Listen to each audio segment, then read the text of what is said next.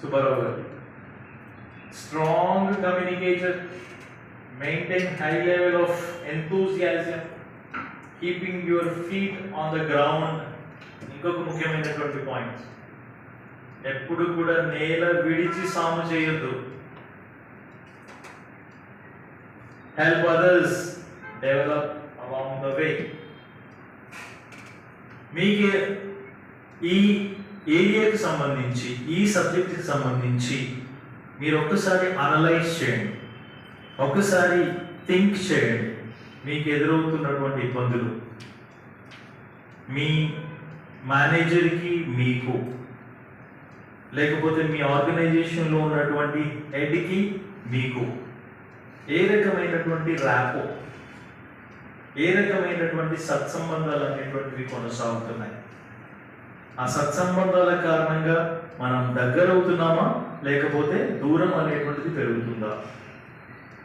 ఈ లక్షణాలు అనేటువంటివి మీలో కానీ, అటువైపు మీ యొక్క నాయకుడిలో కానీ ఉన్నాయా లేవా?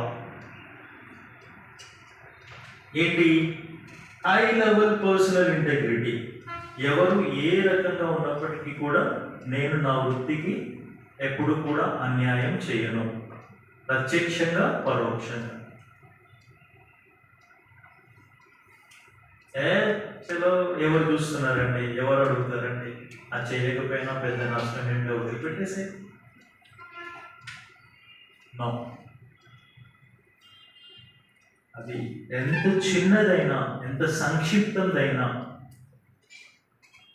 ఎంత తక్కువ ప్రాముఖ్యతదైనా 100% ప్రాముఖ్యత ఇవ్వడం అనేటువంటి మైండ్ సెట్ కావాలి.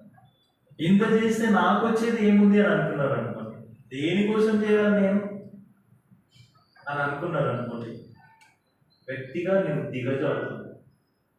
ఈరోజు కాకపోయినా రేపైనా నీ మనసు నిన్ను ప్రశ్నిస్తుంది, నువ్వెందుకు అలా వెనకబడిపోయావు, ఎందుకు నువ్వు వెనకడుగు వేశావు, చేస్తే ఏమైపోయేది, ఇంతే కదా, చేస్తే ఏమైపోయేది అని నీ ఆత్మసాక్షి నిన్ను అడిగినప్పుడు ఆ ఆత్మసాక్షికి నువ్వు సమాధానం చెప్పుకోవాలి, సంజాయిషి చెప్పుకోవాలి.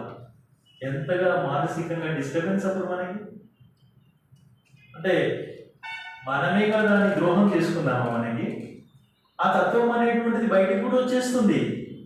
నిన్ను నీవే ద్రోహం చేసుకోవడానికి నువ్వు వెనకాడినప్పుడు ఎదుటి వ్యక్తిని ద్రోహం చేయడం అనేటువంటిది నీకెంత